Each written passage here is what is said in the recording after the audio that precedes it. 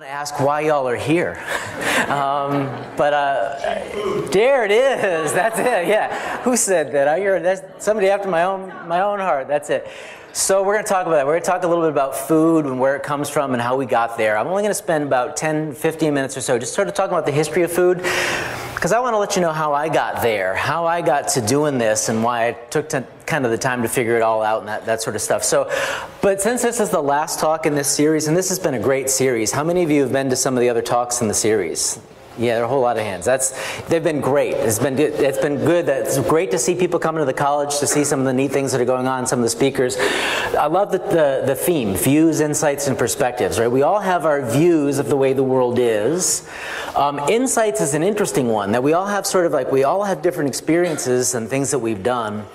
And I challenged my students the other day, talking about this, we were talking about natural selection and evolution, and I said, how come Darwin, what was it about Charles Darwin how come he came up with that idea and got credit for it? Was he smarter than anybody else? Did he believe different things? And it turns out none of that's true. He just did different things that most people didn't do. He had some background and some training, and he had the opportunity to do something that most people never got to do, travel around the world on a boat for 3 years and see some cool stuff. And he was able to, because of all that stuff, he had some insights when he put it all together that other people just hadn't had before. If other people had done the same thing, he would have had the same insights, right? So that's all I'm going to share with you tonight, is just some insights that I've had because some cool things I've been able to do and study and so on. And then perspectives is the one I think is the most interesting. We all have our perspective on what's important. In the program, it tells you about that my wife Lisa and I are really involved in animal rescue and welfare and those sorts of things. And that's what we love to travel and do things like that. But we all have our perspectives about what's important, about family and about the environment, or whatever it is that's important. Those are our perspectives. And I think there's something for everybody tonight, no matter what your perspectives are. And I decided that I'm going to make a guarantee. I am absolutely going to guarantee you tonight that there is something in this talk for you. And the guarantee is so strong that I promise that I will personally, if there's not something in this for you, I will personally refund the price of admission to you. That's my guarantee to you. Okay, so with that, let's get into talking about aquaponics. And first, I need to go back. How did we get here? And I need to go back about 100,000 years or so. This is that picture that appeared in Time Life books about 1965 or so, about sort of the ascent of man. And it wasn't quite right. And there's some things about it that we still sort of look at. But I like the diagram because it really does show that there's this progression that we went through. And I want to talk about sort of how our relationship with food for these guys changed. A long time ago, as you'd probably know, we were hunter-gatherers. In fact, before that, we were just gatherers. We went around gathering nuts and berries and lots of bugs and things like that. We made do with whatever we found. We were kind of nomadic and found a bunch of stuff, and whatever we ate, we pretty much ate. And if that did, then that was great. Then we developed the ability to use tools, and that was good because then what could we do with tools that we couldn't really do just hunting and gathering? We could hunt, right? And that worked out really well for this guy here, because about the same time that we were developing tools, some cool stuff happened. The Ice Age, the last Ice Age happened, and actually as the ice sheets came down from the north, they pushed all the animals down.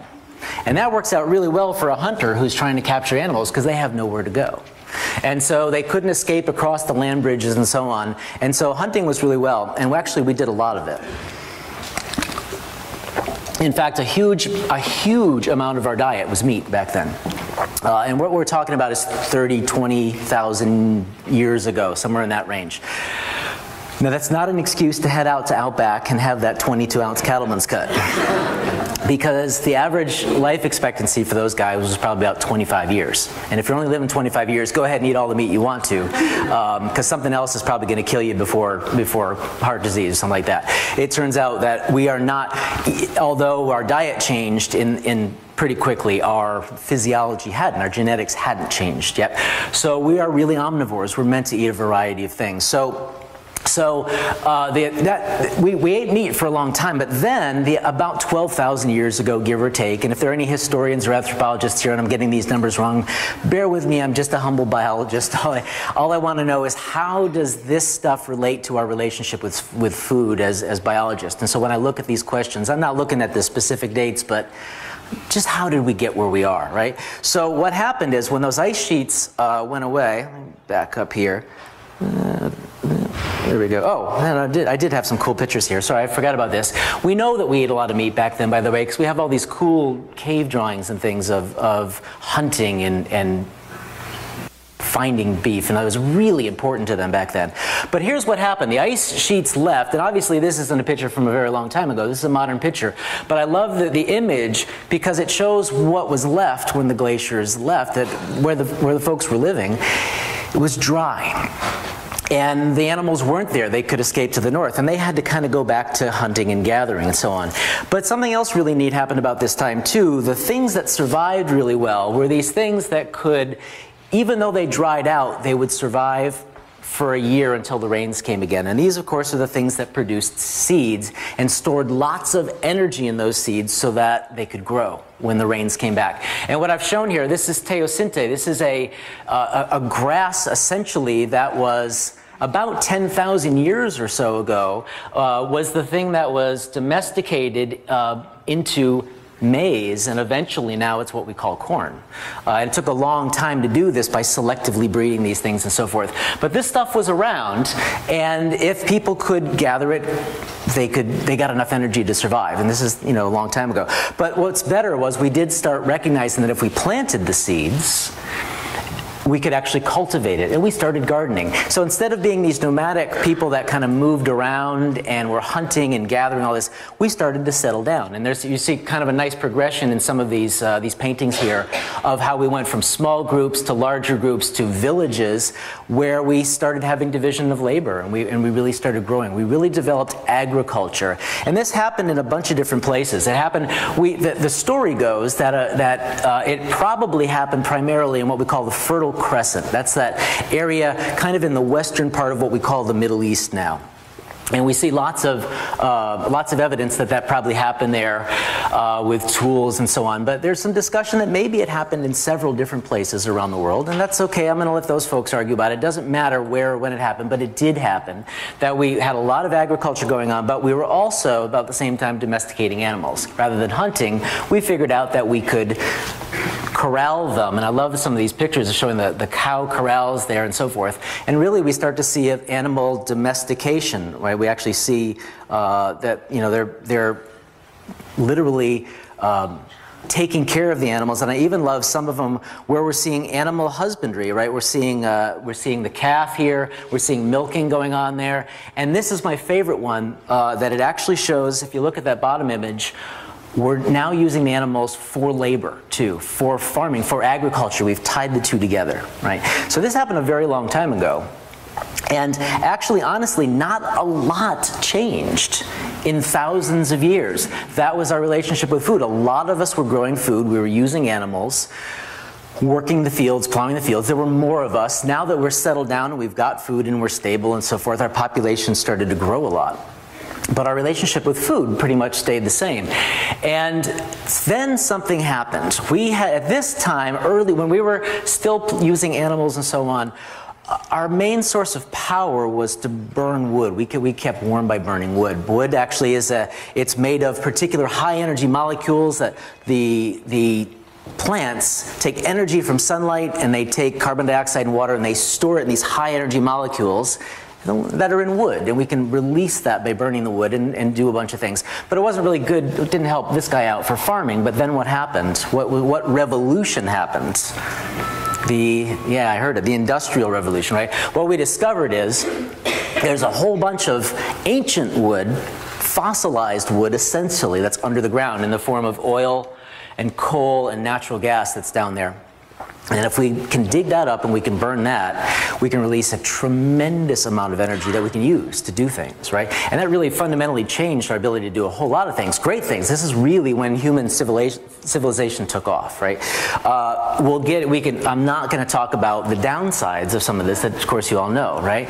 You're going to have to come and do my environmental science class, and we'll talk about some of those things, right? But when we suddenly release all that energy and carbon dioxide that's been stored for hundreds of millions of years under the ground, and we release it in a couple decades, what might that do? But that's, the deal is, at least for agriculture, it made it possible to do great things, to grow, to use machines.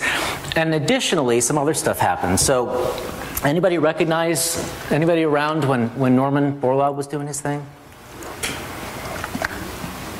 So, he was one of the first people to hybridize crops. This was taboo back then, right? The farmers were like, don't mess with that. That's, you know, you shouldn't be breeding things that don't naturally breed together. He was the first person to actually just take two different kinds of crops and breed them together to get a better crop, or at least a different crop that could maybe survive somewhere where the other crops couldn't. He was called the father of the Green Revolution. And also the man who saved 1 billion people, because it made it possible to feed people around the world in places where it was hard to grow things before then. He also was involved in some of the new technology of using chemical fertilizers and pesticides and things like that. So now we can grow a whole lot more food cheaply and in places that we couldn't before. And so it really changed. This really fundamentally changed our relationship with food, because we're not doing it anymore. And there's a time there in the last several decades where we've gone from 50% of our population being involved in producing the food that we eat to about 2%, right? And you can research those numbers all you want. I haven't done that. You know, again, I'm not one of those people that does that work, but I believe what I read. I believe those numbers, and there are plenty of studies that you can read about that. But that's, you know, that's great, because the other 98% of us are able to do other cool things, right? But what does it cost? And that's kind of what we're going to kind of look at that. So it's changed. So instead of plowing like this, we're now plowing this way. Instead of having a lot of people employed doing that, we have very few and very expensive machines. It still costs us a lot of money, but we're putting the money someplace else, right? That sort of thing. And it does ultimately reduce the cost a little bit, maybe per item, but still there's a whole lot of money that's tied up in this. Just the sheer scale of this, where we were really literally intimately related. Now you have these machines, and we even design it. The fields are even planted by machines so that they can be harvested by machines. What do you have to do this, right? In order for the machines to work right, the crops have to be engineered to all be the same size, the same shape, and a bunch of other things, right? So we've lost a lot of the diversity. Where do our genes come from? Who were our ancestors? These hunter-gatherers eating a variety of things. That's what our body wants. So when we start to look at what's going on with human health issues now, part of it, actually, we believe, is that due to the lack of diversity, that we're eating all the same stuff all the time. Certainly there's lots of it, and it's got lots of energy, and I'm not saying that the food isn't wholesome in that respect, but it's all pretty much the same because of the process of how it's produced, right, and how it's harvested. So while some people still are intimately related with harvesting their own food by choice or by necessity, most of us aren't anymore, and that's one way that we've changed. For most of us, this is how we deal with food. It sort of shows up in the grocery store. I'll tell a sad story. I wasn't going to tell this, but this is a sad story only because it's funny in one of those ways that's not. I was sitting around a campfire with a bunch of people a long time ago. And some guy that lived in this city, one of those big cities up there in the Northeast, in New York State, near the coast, one of those cities. And he was swatting at mosquitoes and hated them. He was so upset by them. He said, "What we really need to do is pave the entire planet and just get rid of all the bugs."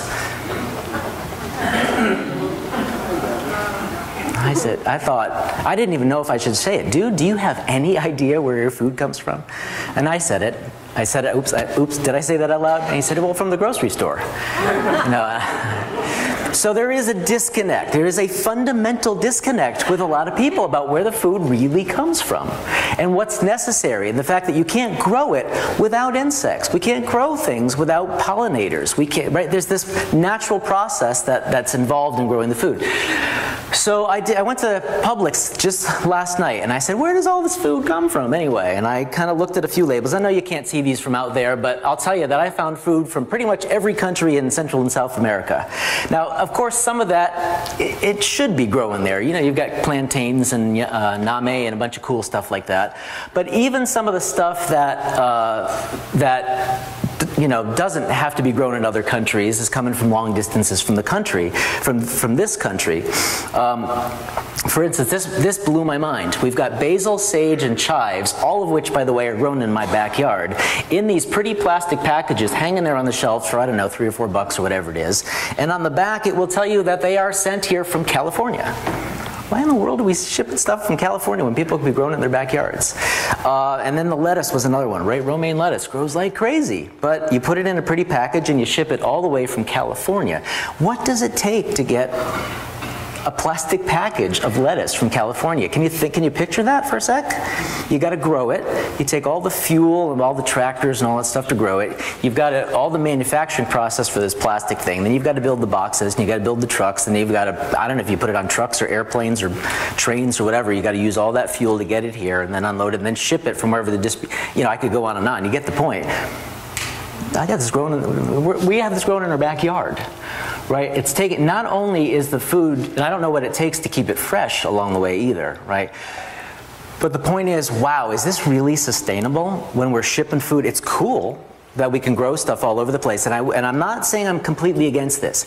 I actually love the fact that I can get foods that I love from other countries, and they're shipped here. And it makes sense to me to do that when you can't grow something in Wisconsin because it's like minus whatever it is up there, and it's cold, right? I get it. When you can ship stuff from someplace else, that's awesome. But I think we've gone overboard, and again, there's this disconnect. We want fresh, and we want it to be pretty, and all this sort of stuff. So let's look at this for a second. I want to just give you a 2-minute biology lesson in case you forgot. What does it take to grow a plant? What do plants need? There it is, photosynthesis. What do they need? Water, sunlight, and air, basically. Carbon dioxide, a little bit of nutrients. Yeah, you're right. So there was this cool experiment. This guy, Jean-Baptiste von Helmont, he was an interesting guy. He ended up being a physician. He was a doctor, such as one was back in the 1600s. But also he was a mystic and a bunch of other things. He was one of those kind of jack of all trades guys. And the prevailing wisdom at the time was that plants, like anything else, had to eat. We ate, and everything has to eat. How else does it get what it needs to grow? It's nutrients, right? So people thought that they ate the soil. So here's what he did. He took this little 5-pound willow tree, this little thing, and he stuck it, it weighed 5 pounds, and he stuck it in 200 pounds of soil because he thought as it grows, it's going to need a whole lot of food, and I'm going to let it grow for a long time. And the only thing he added was water. And he had a slightly different idea about what might happen.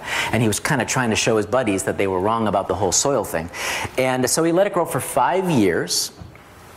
And then he harvested it, or he cut it down, basically pulled the roots out and stuff, and the thing weighed 169 pounds. Now, by the way, he forgot to measure the weight of the leaves that fell off and everything. So there's a whole lot more that it actually grew and so on. But 169 pounds, how much do you think the soil weighed when he was done? Yeah, pretty darn close. 200 pounds minus 2 ounces.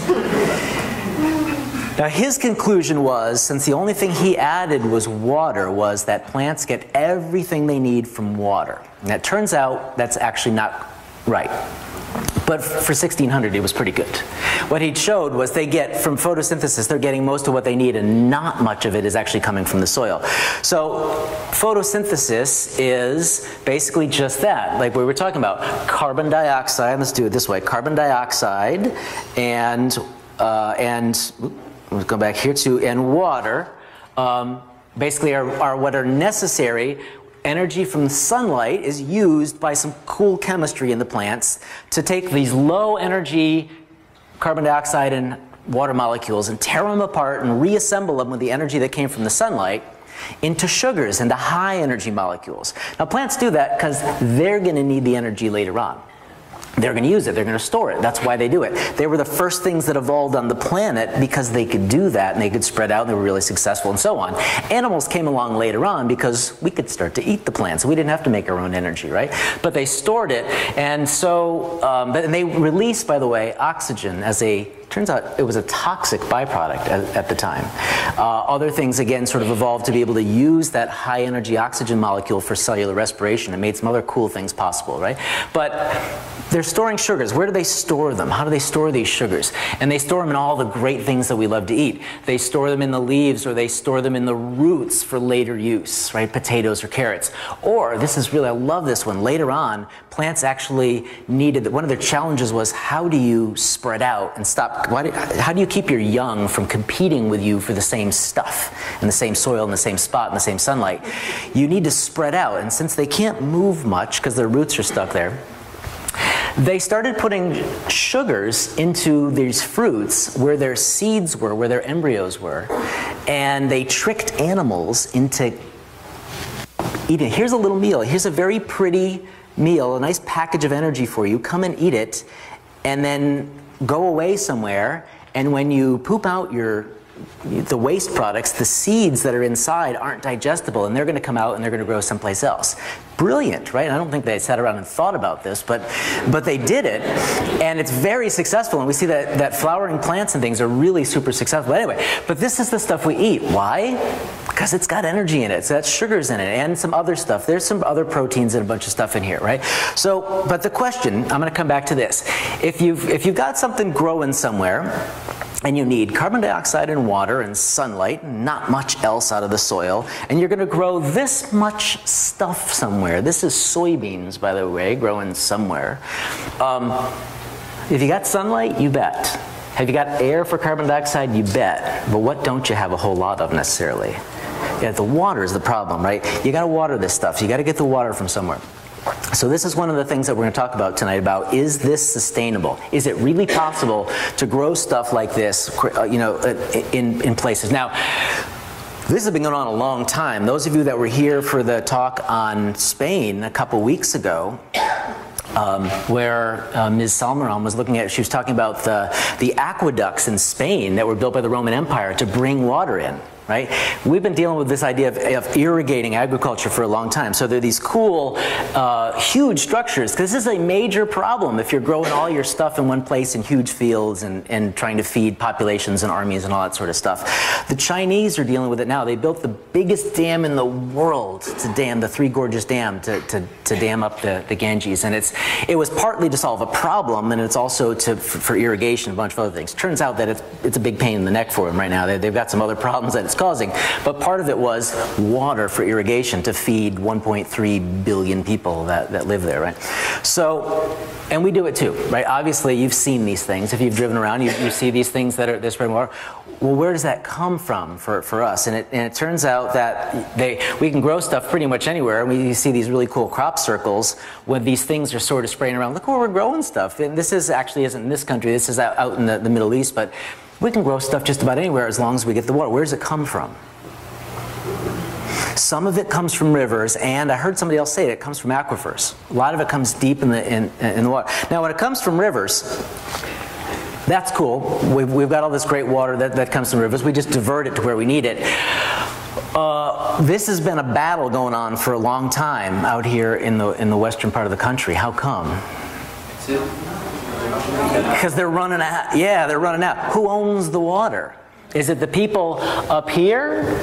Do they get it since it's there first? Do they get it and then tough luck if you're down here? Or are there more people down here so they should get a share of the water and they can't use as much up here? But I'll tell you, this is the map actually from last week, and the drought out there is something serious going on out there, right? So when we are using water to irrigate that much crops, it's an issue, right? And I was thrilled when the Aqueduct Authority said that they would sponsor that they want to sponsor the talk, because that's exactly what we're talking about. What the Aqueduct Authority is getting our water, right? And I will tell you that aquaponics, I'm just going to give you a little hint. Aquaponics, that I'm going to show you later on, takes 4% of the water that traditional agriculture takes. How come? because it gets recycled, and instead of spraying it out there like this and most of it evaporating or soaking into the ground and other things, which that part isn't bad, but evaporating really rapidly, the fresh water it's captured, it's not going away. There's another problem with this when we're irrigating from rivers and aquifers, and that is this, that when you start sucking all that water up, it's got a little bit of mineral content in it, and you spread it out there and it evaporates, the salt stays behind. A little bit at a time of the salt stays. The water goes in a little by little by little by little by little. What happens to the soil? It gets salty. What happens to plants when you try to grow them in salt water? Unless they're mangroves or something like that, it's not happening, right? By osmosis, by having certain molecules, more molecules inside the roots than outside, plants are able to draw water into the roots. If there are more molecules, if there's salt out there in the soil, it's sucking the water out of the plants. They're dehydrating, can't work. There's some great stories, and I don't know the truth of this, again, not a historian, but I love the stories about conquering armies. This is what they would do. They would either go in ahead of time of when they wanted to conquer somebody and literally salt the fields so that nothing would grow, and then everybody starves to death and they pretty much march into town and take over. Or as a punishment, later they would salt the fields so nothing would grow. But that's the deal. We're doing it on, now we're not doing it on purpose, but we're doing it because we're irrigating our fields. So wouldn't it be better if we could use less water and not do that? Because really, literally, what happens is when you do that, you can't use that anymore for a long time, till the rain washes it for years and washes it out. And you have to move someplace else, and usually someplace else isn't right next door. Where is the other place that you can grow? Rainforests or lush, fertile places that we want to kind of leave the way they are, right? So anyway, so there's some problems with water. Okay, so what else? And you said nutrients, right? We need not only that, but we need nutrients. Sure. Now, you don't need to see that periodic table. That's as much chemistry as you need to know. Is if you just sort of look at that, you see those colors. Plants do need some stuff. Not much, but they need some other stuff other than just carbon. They do need carbon, hydrogen, and oxygen, most of which they get from the water, but they've got these other macro, micronutrients that they need a little bit of. Most of those are minerals that are just sort of dissolved from the rock, but a few of them, nitrogen, potassium, and magnesium, actually come from biological processes. They're in the soil, and there are microorganisms that are there that are basically, they're taking nitrogen out of the air partly and converting it into some other forms, and they're breaking down dead stuff. Plants have made a bunch of stuff, and they're full of a bunch of stuff. When they fall, mushrooms, fungi, bacteria, worms, other things break them down back into these three things that plants need to use. So once we grow something and then we harvest it, and instead of it falling back down again and being recycled, we actually take it away and burn it or eat it or do something else, there's nothing to replace the soil. So what do we have to do?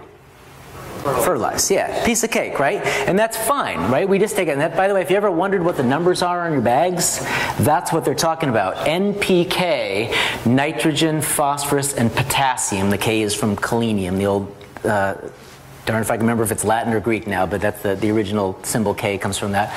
And so they're, depending upon what you're growing, it wants different amounts of those. That's what we have to add back in, and maybe some of these other things that may have been taken out of the soil, but we have to fertilize. Now, again, plants don't have to do that naturally. They basically, when they die, they get broken down and so on.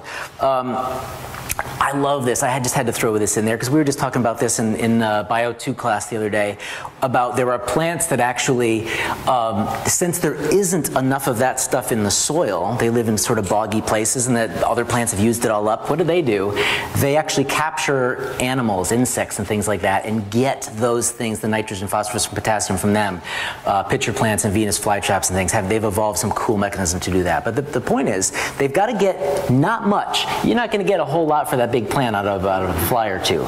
They don't need much, but they need some. So the way that we usually fertilize fields is we just go ahead and we spread it out there. The best way to do is just deliver it as a chemical and spray it out there. It seems like a good idea and it works great, except when it's not in the soil and bound to the actual soil and the molecules that are in the soil. A lot of it is soluble and it just washes away with the rain and so forth. And actually, this is a real problem for us downstream of this. This is what's known as the Gulf, there we go, the Gulf of Mexico dead zone, and it, give or take, in a given year, it's about 6,000 square miles where nothing will live. What happens is, there's so much, that map that you see above there is the Mississippi River Basin where all the water flows. What goes on in this country up in that area?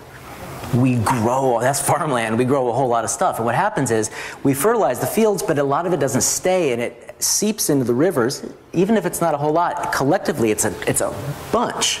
And it ends up flowing out there into the Gulf of Mexico. And all that excess fertilizer actually causes algae to grow. It's great. There isn't much out there, and at the surface, the algae is like, yeehaw, look at all this food, and they grow like crazy and they reproduce.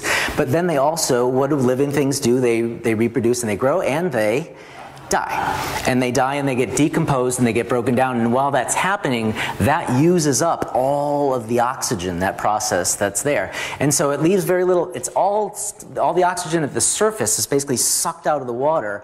And the surface is where the exchange for the whole water table sort of happens. So if you're taking it out, there's not much oxygen that's ever going to get down below. And so there's no fishing there. There's very little that will grow there. I can't say nothing, but basically fishermen just know to avoid it. You just don't fish there because there's not much there. It's because of the chemical fertilizers. It's because of that. So wouldn't it be cool if we could do it a different way and not have to do it that way? And that's sort of where my thinking was kind of going. By the way, Great Lakes is having problems with dead zones now. No kidding. Great Lakes, I didn't know that. Great Lakes have because of the same deal with the runoff in their watershed heading in there. Yeah. Big problem, yeah. So this is, and again, there are about 7.2 billion people on the planet right now. The projection is by 2050, we're looking at somewhere between 9.3 and 10 billion before we hope the population kind of rolls off. We are slowing down.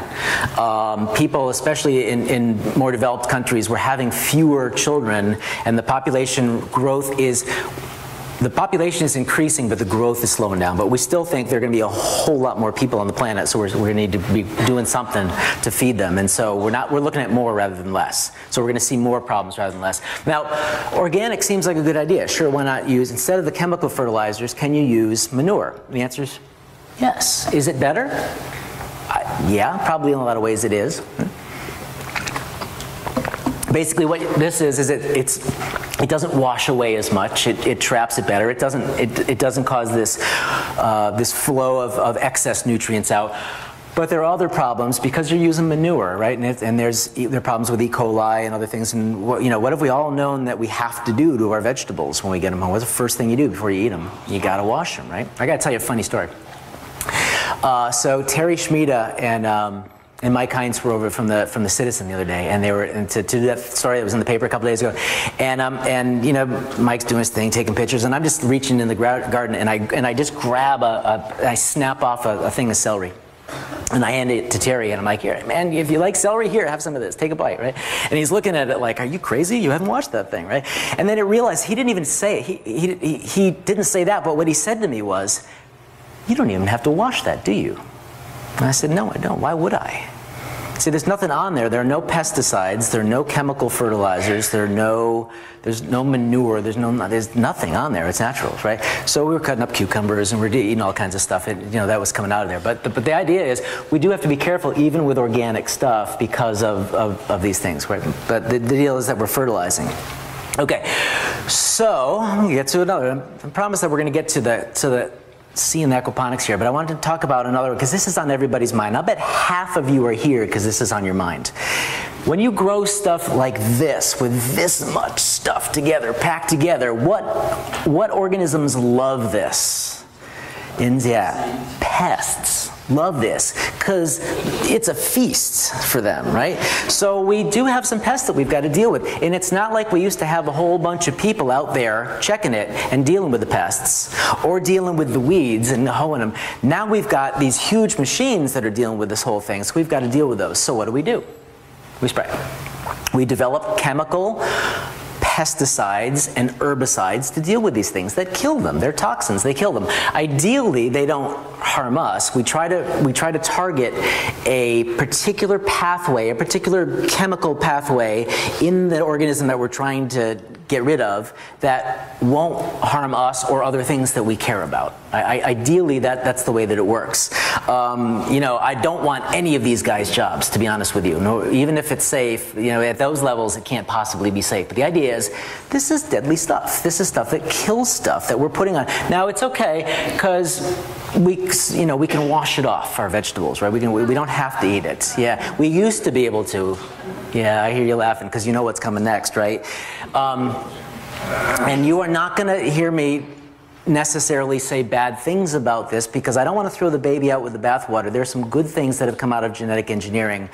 But I think we might have gotten a little irresponsible with it. We might have used it more for overproduction and profit, I heard somebody say money, rather than for the benefit of improving the food. Does it improve some food? I think so. But not always necessarily. And I love this. Was from the Monsanto website. I took their stuff right there. I didn't want to misquote them or anything. And they said, look, it took nature 10,000 years, or it took humans actually 10,000 years to breed through natural processes, teosinte, to get corn. We just took it the next step. And we basically made BT corn, which is an insect-resistant corn. We did that in 15 years in the lab. How cool is that? 15 years compared to 10,000. You want to wait around 10,000 more years for it to become insect-resistant? It probably will, is the logic. That may or may not be true, but we're going to talk about the consequences of that.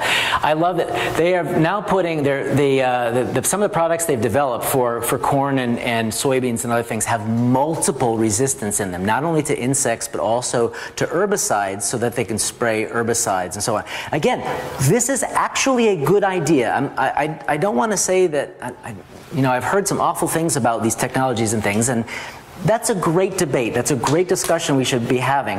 The idea is brilliant. Let's do something that's safer. Instead of spreading billions of pounds of pesticides and herbicides on things, how about we just engineer whatever that chemical is right into the plant, so that when an insect tries to eat it, it dies. Instead of coating the plant with it, we'll just put it in there so that it dies. And that's the concept. We'll talk about the pros, yeah, but that's the idea. So let me tell you about, these are the two popular ones, just so you know, just so we all have a common framework and you know what we're talking about. BT corn and Roundup Ready soybeans are two great examples of that technology. So what we're looking at, the BT corn is designed to kill larvae of things, caterpillars and so on. And the Roundup Ready soybeans is designed to allow use of herbicides. Well, I'll show you these two in particular. So what is BT? BT stands for Bacteria thuringiensis, which is a bacteria that produces a chemical that protects itself from caterpillars eating it. So if I make a toxin and the caterpillar eats me, the caterpillar actually gets gastroenteritis and dies and doesn't reproduce, and so the bacteria can kind of thrive in peace. So by the way, even some organic pesticides use that same toxin to treat vegetables, because it actually isn't supposed to harm human digestive system, and it's a specific pathway in insects. And in fact, there are different strains of it that are used for different insects. So the logical step was, let's take whatever that gene is and engineer it into the corn, so that if the caterpillars or larvae try to eat the corn, instead of having to spread all this chemical on there, it'll just be there, and we don't have to have all this toxic chemical spread out there. It's a good idea for a while. And here's why I say that it's irresponsible. Because what does nature always do? It finds a way to survive, and by that process of natural selection that's been going on for about 3.5 billion years, there are going to be some few individuals that are going to have a mutation that makes them resistant to that, and they're going to spread like crazy because they're not going to have any competition from anything else. And this is exactly what's going on. We're seeing insect-resistant insects, pesticide-resistant insect, BT-resistant insects show up. Now, unfortunately, they don't know the boundaries between these fields and the other fields. So, if you're growing BT corn and you get these things growing there, well, you've got a problem now, because now you've got to use, not only do you have this BT gene in your corn, you've now got to use another pesticide. But the guy in the field next door, who's growing his corn organically and just using the BT powder, which is fairly safe, he can't use that anymore, and he's got to use something toxic now because you've created this stuff in your field, right? So there's some problems with this, right? You can see what's going on. And by the way, are there some human health effects? I'm not going to get into that debate, but I have read some pretty suggestive stuff that it does cause gastroenteritis and other things in humans. Like some people do have allergies to it and a bunch of other things. I'll let you read your own, make your own decisions about that, but it might not be as safe as we thought it was. Here's the last little bit of biology for you, and this is kind of cool. What this big blob is here, this is an enzyme. It's a protein that's in plants, and what it does is it makes a particular group of amino acids. Amino acids are the molecules that get linked together to make proteins, all the molecules that do really cool things in cells. Plants make all of their own amino acids. We can't do that. We have some essential amino acids that we actually need to eat things or we die. Plants can make them all. They actually don't even make all 20 that we need. Some make 18, some make a different 18. It's why vegetarians have to be careful to eat corn and beans, rice and tofu, those things, because plants take different ones. But they can make all that they need. So this chemical was found called glyphosate that interferes with this particular protein and stops the plants from being able to make some of the amino acids they need to make proteins. And so if you apply that stuff, it interferes with the pathway. Grass plants die. A lot of plants. This is really, really good stuff. It works on a whole wide variety of plants. So that's cool. You can use that as an herbicide and just spray your fields. What's the downside of this? You're also killing the stuff you want to grow. So you've got to, your timing matters. And once your plants have started to grow, you can't use it anymore, or you'll kill your corn, or you'll kill your soybeans. So the solution was find a way. And a bacteria, a soil bacterium, natural agrobacterium that lives in the soil, was found that actually makes a slightly different version of this same protein that is resistant to the glyphosate. It still works even in the presence of Roundup, the glyphosate. So what the engineers did was they actually took that gene and transferred it into soybeans and corn and other things. And that's why they're called Roundup Ready, because now when you apply Roundup to them, it does nothing and they can survive. So you've basically taken a bacteria, stolen its gene for this other protein, and you've engineered a new, a slightly different chemical pathway. You get what I'm, okay, if you didn't get it, ask somebody later, come take my class. We'll talk. We have more time to talk about it than like 30 seconds and it'll make more sense, right? But the idea is, what this allows you to do now is spray Roundup like crazy even after the plants have started to grow. Coat them with Roundup. They don't care. They're resistant to it, and just go ahead and kill all the weeds. Because what happens? What does nature always do? It finds a way. And so this is what's going on. We're finding resistant weeds that now grow like crazy because they have no competition, that they're resistant to it. And they're actually so nasty. This is one of the researchers that's kind of looking at this now. Some of these things are huge, and they're clogging the machines and so forth, and they're really, so in other words, it's a temporary fix for a problem that makes a huge profit. But now, not only do we have the gene engineered in there and we have to spray Roundup like crazy, we also need another herbicide. So it actually gets worse rather than better. Okay, so we are producing more food for a while cheaper, but then we jump up another level, and on and on and on and on. This is the way that it goes. By the way, and I just had to throw this in there, that it turns out that the chemicals sometimes that we think are just fine and they kill insects and don't harm humans or other animals, it turns out we aren't necessarily always right about that. It didn't work out so well for a lot of the birds, that basically it involved a completely different pathway we didn't even think about, and they couldn't harden their eggshells, and we almost lost our bald eagles and a bunch of other birds because they weren't able to reproduce, right? So it turns out we might, even though we think the glyphosate is safe, it might not be. And there are some questions about endocrine disruptors, whether or not we can properly make testosterone and estrogen and other things in the presence of glyphosate. So again, I'm going to let you decide on that one and read the research, because the jury's still out on that. But this is the last thing I'm going to say about this. While I was doing this, I spent an awful lot of time really getting the facts. I'm that guy, by the way, and you might have figured this out already, I'm that guy that a lot of politicians don't ask questions of, because I'm not going to give them the popular answer. I'm not going to give them the answer that necessarily is going to get them elected. I'm going to tell it like it is. So if you want to actually know the answer, ask me. I find people don't ask me things a lot if they want an answer. But I will find out what it is, and I'll tell it like it is. So I really wanted to go to the source for these things, and this is again from Monsanto's website.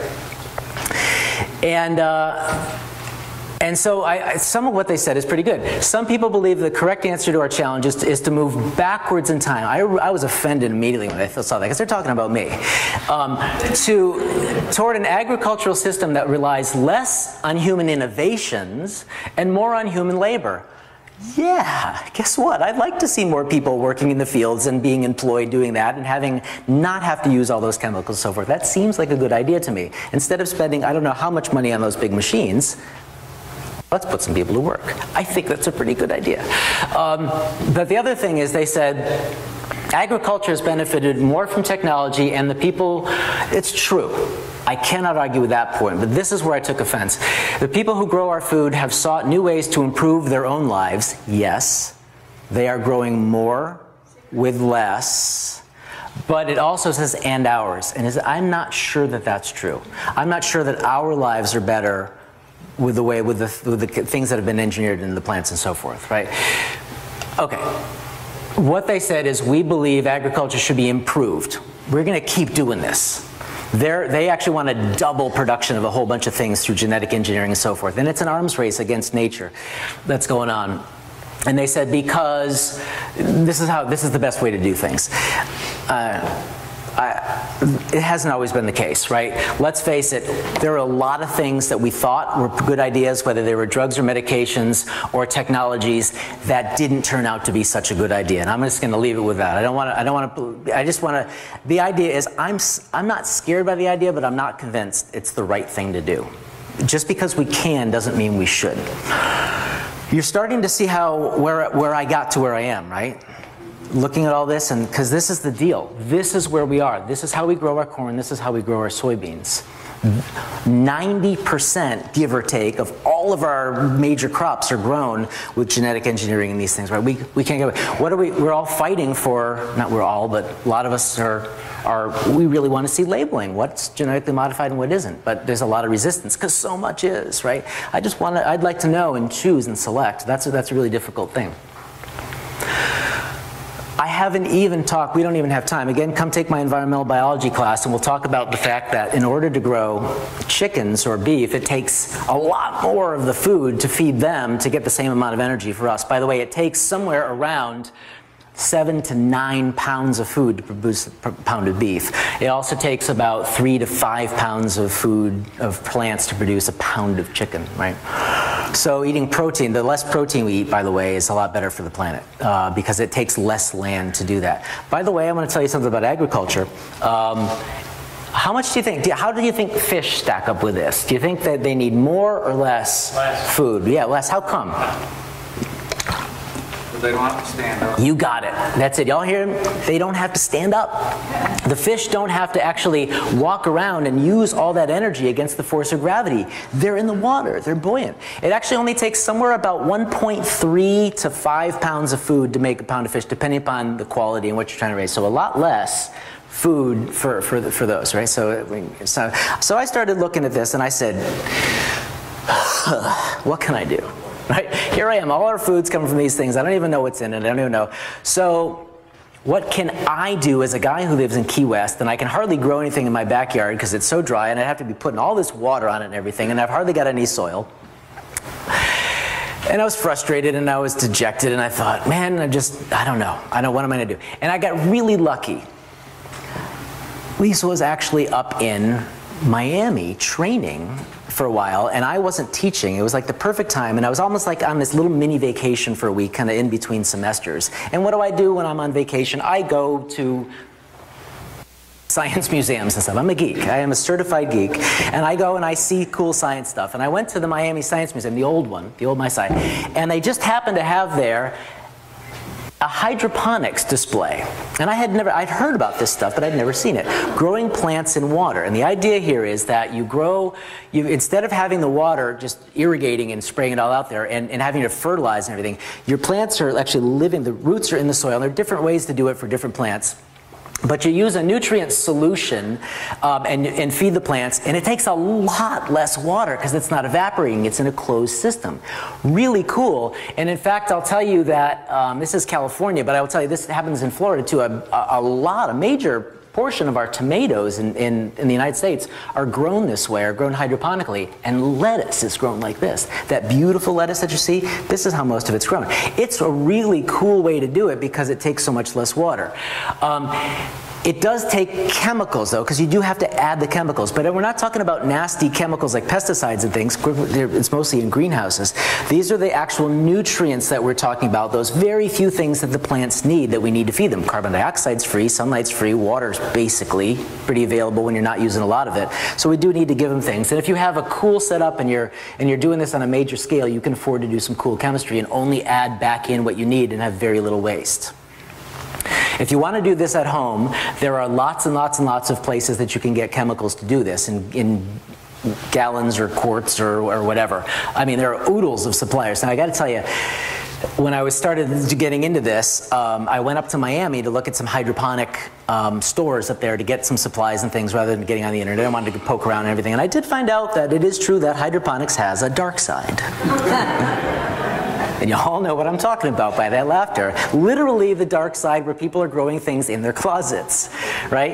And I found a whole lot of products that looked like this, Big Bud and, okay.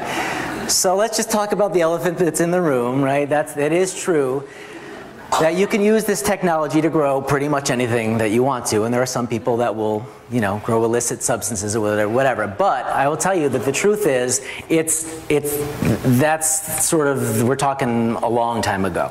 I still see it, even when I give talks now, I see people kind of like, oh yeah, I knew a guy who had a hydroponic system when I was in college, right? Okay, yeah, true. But please understand that we have come a long way from that. We are talking about sustainable agriculture now. It is a major, it's a big deal. And it's a good thing because it is using less water. And the chemicals that are used are actually the nutrients that the plants would get out of the soil anyway. Now there's a problem though, because so I had to buy the chemicals to use and so forth. And this is, I love this. I actually built this in my office. This is in my office window. It's a flow-through system, and I've got some lettuce or basil or something growing in there.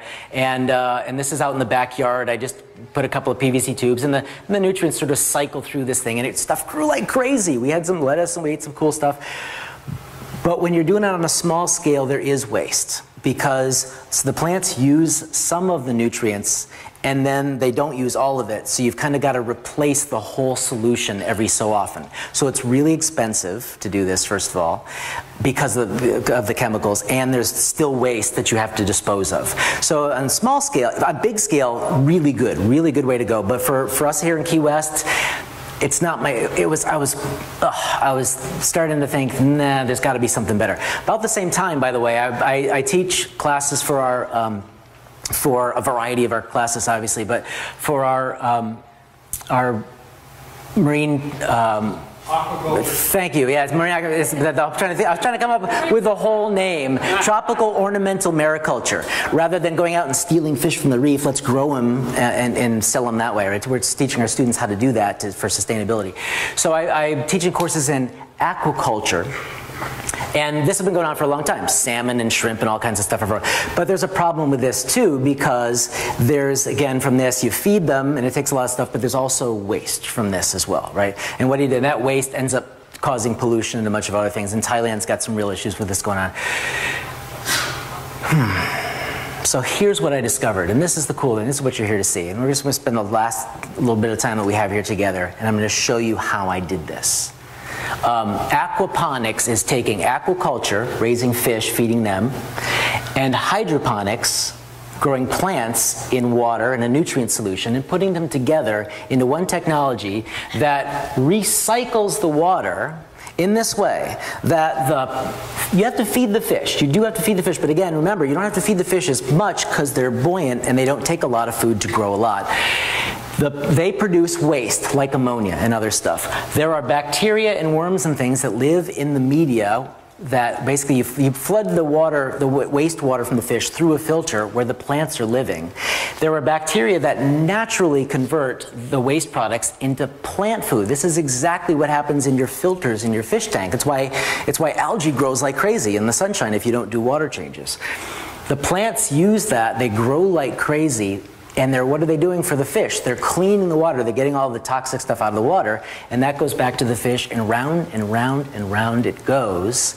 And what you get to harvest out of this, you do have to put some fish food in, but you harvest not only fish, but also boatloads of plants.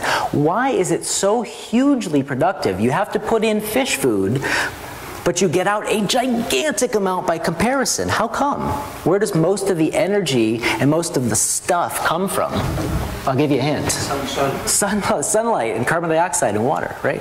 Not even much water. Most of it comes from carbon dioxide. So this is the idea of this is what aquaponics is. Aquaponics is what nature does, is recycling the nutrients. The energy flows in,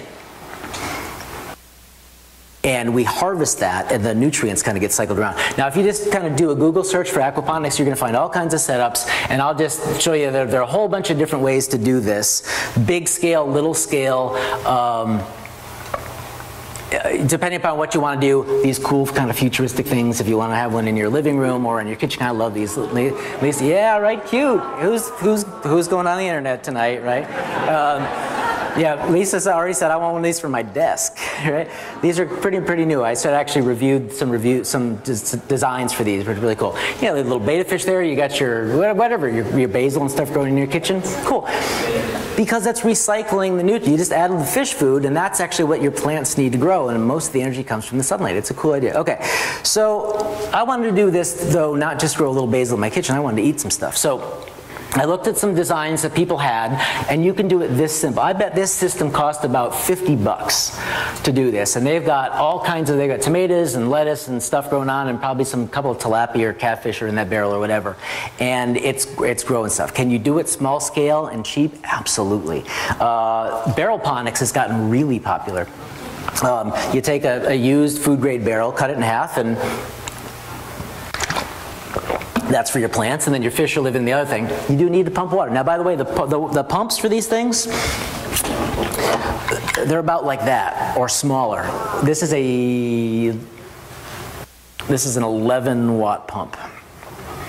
11 watts. How much, compared to a light bulb, it's nothing.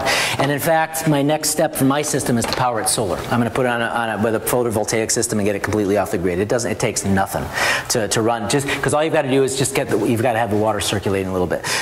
You can go big with barrelponics if you want to, grow all kinds of stuff, and you've got all kinds of things. I'm going to let you research this and look at these. This is another real popular one, using IBC totes. You can watch YouTube videos about how to cut them and use part for the fish and part for the plants and all this stuff.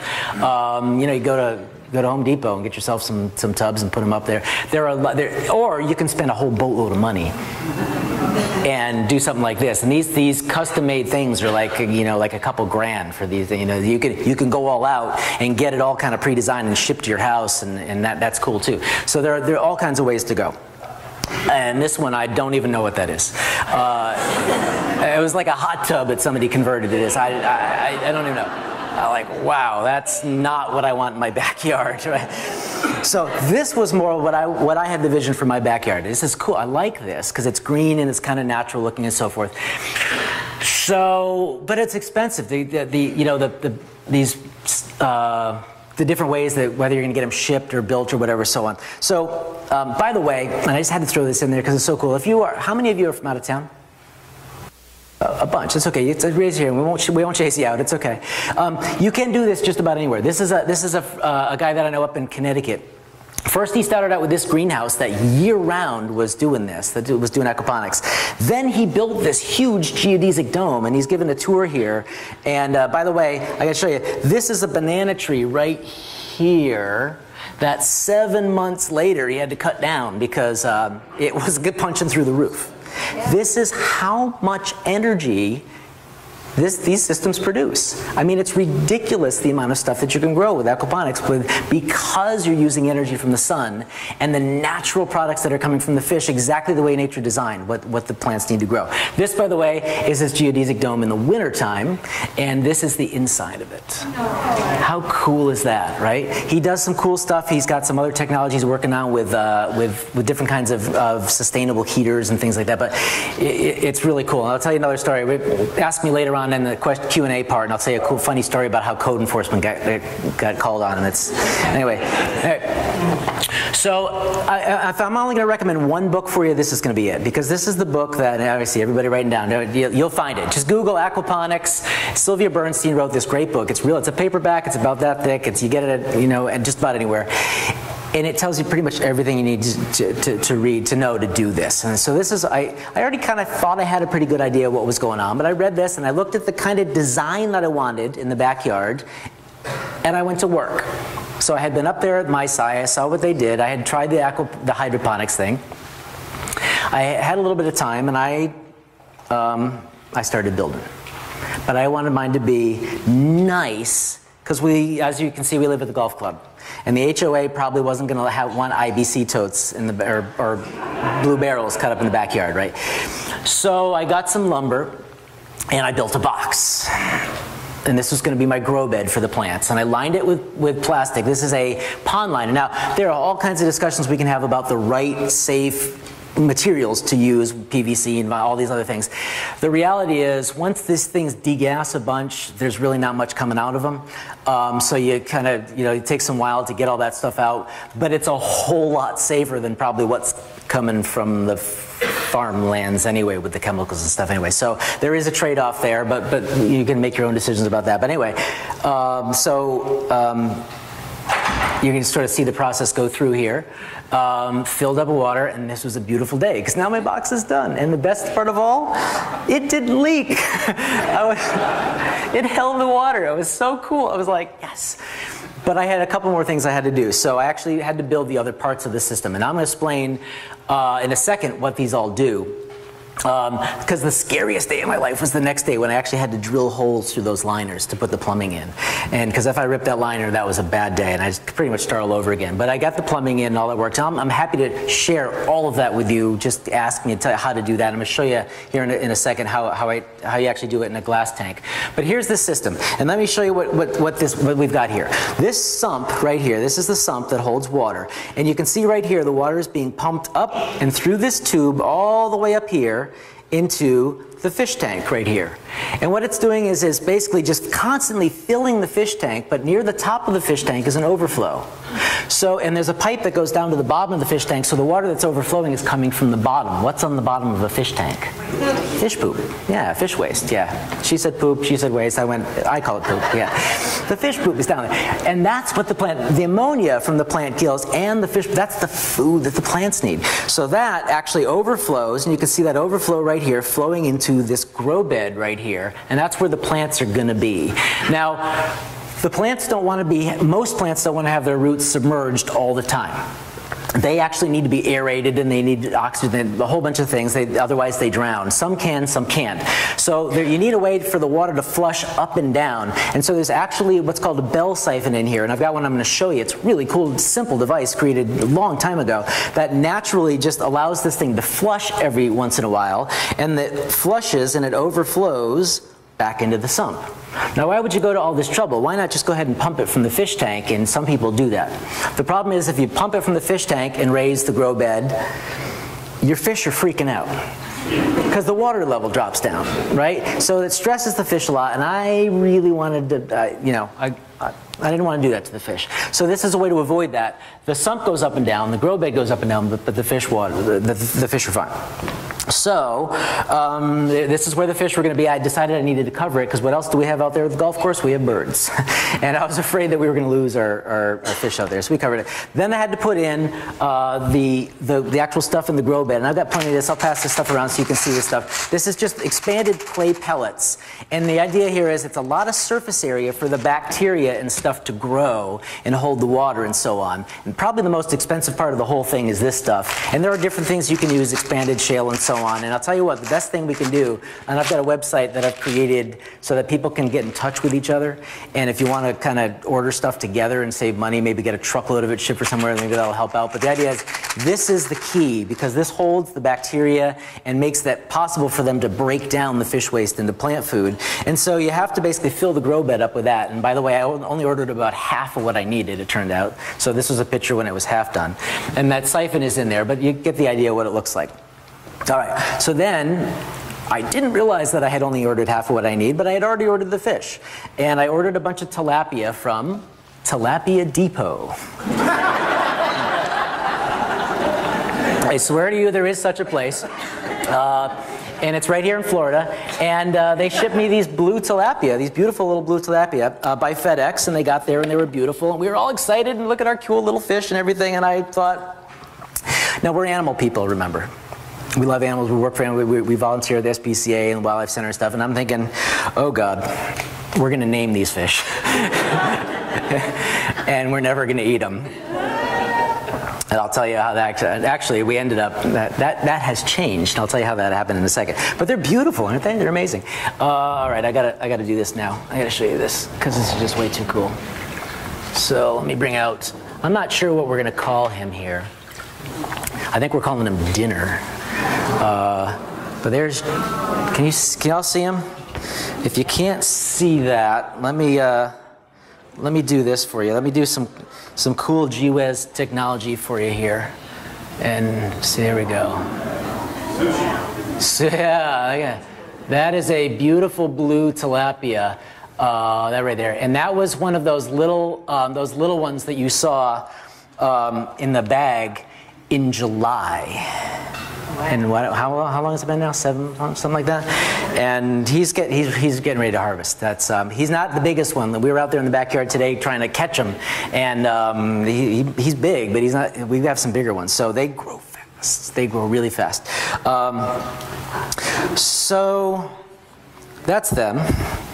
And so here they are acclimating, and they this giant tank, you know, a couple hundred gallons, and they were all sort of huddled together like, look, what are we doing in here, right? And so then, you know what's really, I goofed. I hadn't actually planted enough plants to be ready for the fish, to be honest with you. And so I had this scraggly looking, I don't even know what it was, piece of like broccoli and a couple of little things that I put in there to take up the waste products from the fish, but there's no bacteria yet. And by the way, before you get into this, get some help, right? Come to the website that I created or other, get some help with this, because cycling the tank to get the bacteria to grow and stuff, this is a critical part of it. This is an important part of it, to make sure that, because you've got some water chemistry stuff that goes on here, where I actually had a problem, even with this few fish, of having lots of extra waste products and not enough plants to take it out, and not enough bacteria to break it down. So get some help with this. But I did get a bunch of stuff planted really quickly, planted it in little things, and basically this is how it happens. And I've got all this stuff for you to see if you want to come up later on. And but the plants grew really fast, because there's so much nutrient there. By the way, I decided to get crazy, and I even planted corn. Who thought you could grow corn in Key West? It's wacky, but I thought, well, I've got all this extra water I'm not using, so I planted some corn. I'll tell you about how that experiment worked out later. It wasn't so good the first time, but it's better now.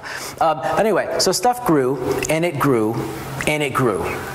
And it started to produce cool stuff. Like it was my first cucumber. Yay, it's actually working. I could have quit that day and been happy, right? And this only took a month. Okay.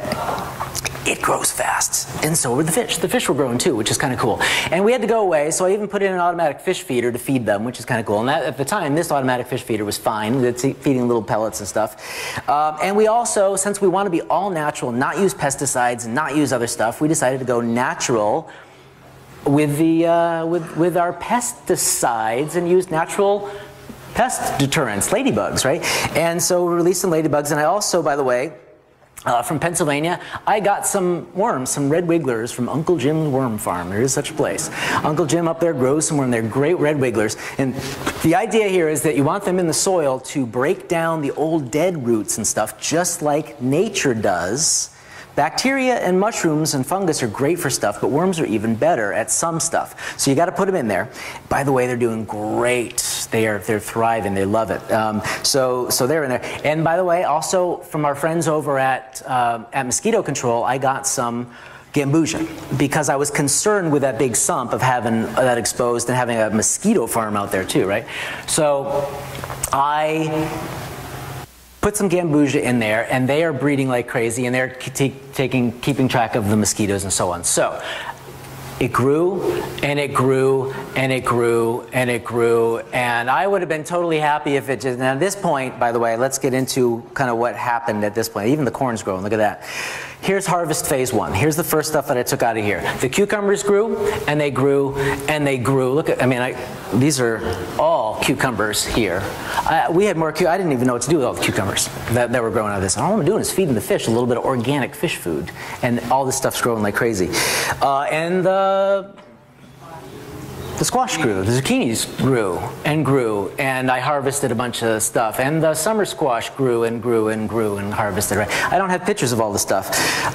Green beans and watermelons. I actually grew watermelons. We didn't get too many, but I got a couple of cool little watermelons. Then some stuff. So the tomatoes are growing. Now I am going to tell you about a couple of problems.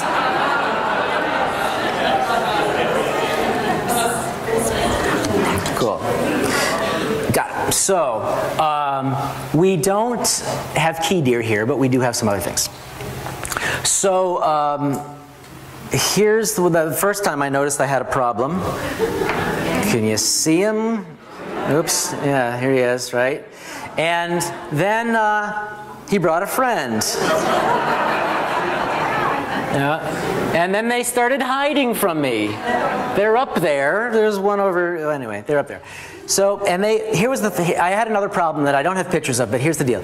We do have a problem here with some molds and things that wipe out cucumbers and squash and things like that. We got to deal with it. All we got to do is take them out and replant them, and then they grow again, and it's fine. The problem is when I replanted them, these guys loved that, and every time I replanted something, they ate it.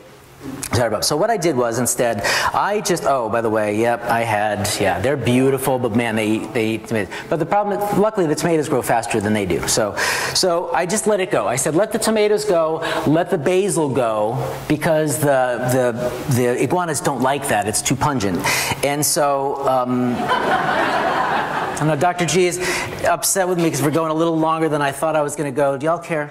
No. All right, good. So I do 10 more minutes, and then we're gonna have y'all come on up here and see the system, right? But I want to show you the rest of this story. We did have a problem. So since we went away a lot and we work on other projects in different places, when the fish are growing, I had to put up a bigger feeder. And I thought that I had secured it well enough from the raccoons that once in a while wander through. I didn't. And on Community Day in November while I was here, they were doing this. They had actually dumped 2 weeks worth of food into the tank. And I got home, and the fish were looking at me like, "What have you done to us?"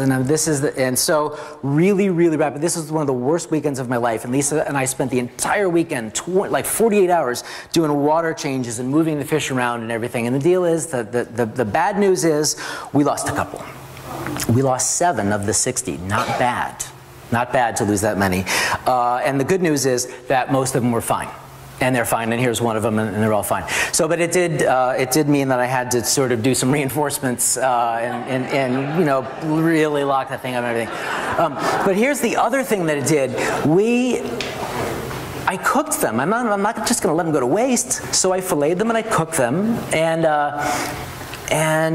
we're sitting there and we're getting ready to. We both got a forkful and we're getting ready to eat, and we're looking at each other like, here we go.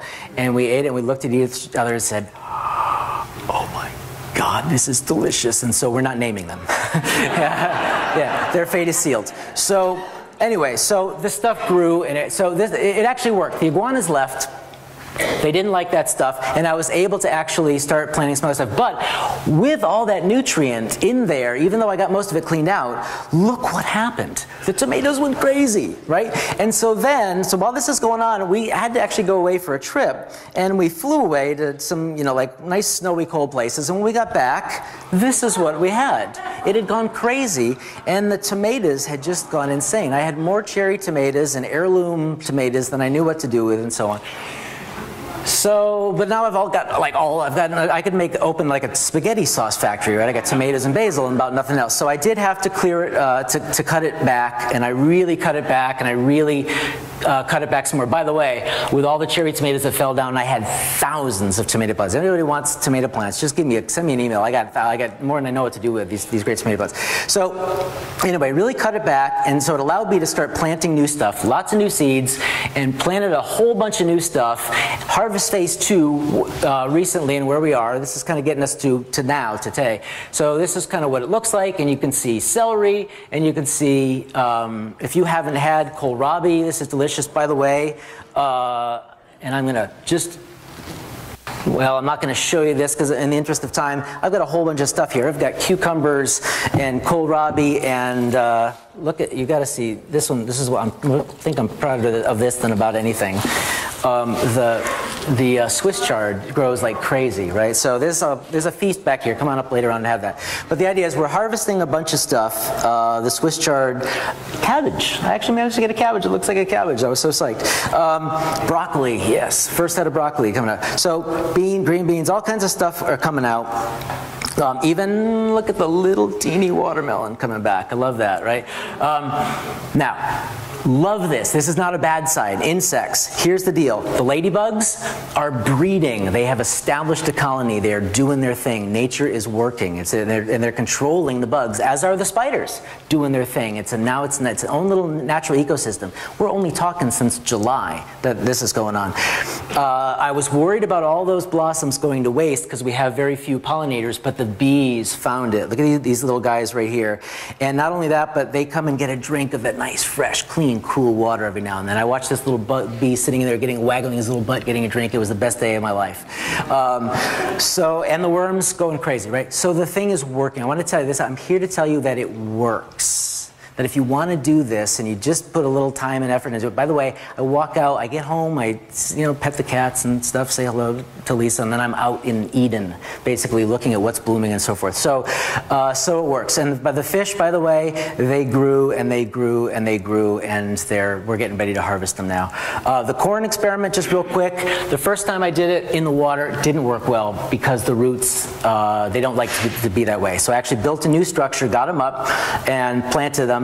This worked well, except that it wasn't dense enough. Anybody ever farmed corn? You got to have a lot of it because it air pollinates. And I got some corn, but it wasn't pollinated enough. Right? Looks like the old maize, right? So this time the corn is densely populated, and I'm happy to look at it there. It's tasseling. Look at all the ears. I mean, it's going like today. I took a picture of it, and the ears are they're huge. You can grow corn in Key West. This is how you do it. There they are. They're growing like crazy. So where are we now? That's what it looks like. That's what it looks like. That's what it looks like. That's what it looks like. This is my backyard. And if you see it, if you are up there teeing off on the 6th hole, come over and take a peek over the fence. There's the corn growing like crazy. And yeah, there it is. So that's what it looks like from the whole thing. We're actually thinking about extending that whole thing. The tomatoes grow so much like crazy. We're going to do that thing that they did at Disney, and I'm going to move back those buttonwoods over there, cut those back, and just let the tomato. I'm going to build a frame so the tomatoes grow all the way across. We're going to build a canopy over our backyard with tomatoes hanging down in it. How cool is that, right? So the fish, by the way. Yep, their fate is sealed. They are going to be lunch. So there it is, and that's the website, by the way, that I created. If you want to, it's just Keys Aquaponics. Don't even write it down. It's keysaquaponics.com. So you can go there. And I'm not trying to make a business out of this or anything. I would probably not like it as much if I had to do that. My point is getting people together to share to do this. And there's also a Facebook site, facebook.com/Keys Aquaponics. There's another one out there, the Key West Aquaponics Co-op. There's some folks in town that are trying to put together a group effort to grow some stuff. And so there are people here in town. If you are interested in getting involved in this, there's some stuff going on. And I know you're anxious to jump up here, but I will do the grand unveiling now, and I will show you the actual, because people asked how the nutrients get cycled. I have to plug you in. If you want to do it, you can do it. This is fancy because it's a display setup, but this is an actual live functioning aquaponics system. I'm even going to swing this thing around here. I was told that this stage would hold a car, so we'll see. And this is, I'm going to end here in just 1 minute, and I'm going to have you come on up and look at all this sort of stuff, right? This is where the fish live. I got a couple of little goldfish hanging out in there today. The water, oh no, get out of there. Oh man, I hope he's, oh, he is not okay. That's my bad. Okay, all right guys. This is what I get for, yeah, for not putting a filter. I was talking to Lisa beforehand. I said, oh no, I didn't put a filter on there. Oh, they'll be fine. All right, so there are issues you got to deal with. All right, so the water overflows from the bottom. There's a sump here pumping water from the sump. It pumps it into here. It overflows into the grow bed. Now notice the grow bed is filling. This is where the plants are that are, and by the way, this is what's going to happen with the roots of the plants. They just grow down like crazy and get the water where it is. The water fills here, but you don't want water in here all the time. So what you've got here, and I don't usually build them this way, but I built it as a display so you could actually see how it works and see what it does. This is so cool. When this thing fills up and there's a standpipe in there, and it's going to reach that height, this bell siphon is going to start to actually suck the water out. And it's going to take about 30 seconds from now, that's going to happen. And it's going to pull the water down and back into the sump. So these waters go up and down, and the fish, if they were alive, they'd be okay. They wouldn't be so stressed. You can also, by the way, grow stuff in the, you might as well go ahead and grow stuff in the sump, and this is how I started the seedlings. And you can see the roots growing down here and so forth, and there are a bunch of different things that are growing that way. Here's some eggplant that I'm trying out, stuff like that, right? So, so stuff grows incredibly, there's some stuff that grows incredibly well in the water, lettuce and so forth, and other stuff that you want to move here where the water goes up and down. So it just takes experimentation. I'm growing all kinds of crazy stuff now. The other thing you see up here, by the way, this is, I just gotten into this habit of whenever I do these things, I just like to give away basil and stuff because I think everybody should have something green. So if you're one of the first people to come up here, grab some basil, take it home with you, and then come over to my yard and get some of those thousands of tomato plants someday because I'm just throwing away. But here's what, watch this. This is what's going on. This is the coolest part of this thing. The water is starting to drain out, and now because the gravity is pulling the water down, it's starting to suck it out. It's siphoning it so hard that it's literally pulling the water down and through this media and sucking air down in. You hear it, right? You can hear it sucking the water out. And eventually the water is going to get low enough down here that the siphon will break. It'll take a minute or two before that finally gets low enough because it continues to drain out. And then it will fill back up. And it will siphon out and it'll fill back up and it'll siphon out, right? So you may want some help figuring out how to build this and stuff too, and that's what the website's for. And I'm going to put a big blog on there so you can kind of see how it happens. But the deal is, you can, with a very limited amount of water, very closed system, and your sump doesn't have to be open, it can be closed, so there's very little evaporation. Your fish tank can be mostly closed. Very little evaporation. All you do is feed a little bit of organic fish food to your fish, which you can get from multiple places, lots of places, and that's it. And then let it go, let it grow, let stuff happen, right? Let nature do its thing, and photosynthesis happens, and there it goes. The siphon has stopped, and now it's going to fill back up, and around and around and around and around and around it goes. Again, the next step for me is to my system. I want to put on a photovoltaic system, get it off the grid, and build one of those rain barrels that the FKCC folks have, so that I don't even have to add tap water to this. About all I need is a little bit of rainwater once in a while to just kind of top off, because the plants do need some water, right? They do. That is part of it, right? So, whoops, over. Whoa, because the fish is in there. Oh, sorry, fishy. My bad. That was not supposed to be part of the show, folks. Barnum and Bailey would be proud. Okay. But that is, I'm going to leave it with that. What I would really love for you to do is ask questions and come up and see this. Folks, please. Do it. Do this at home.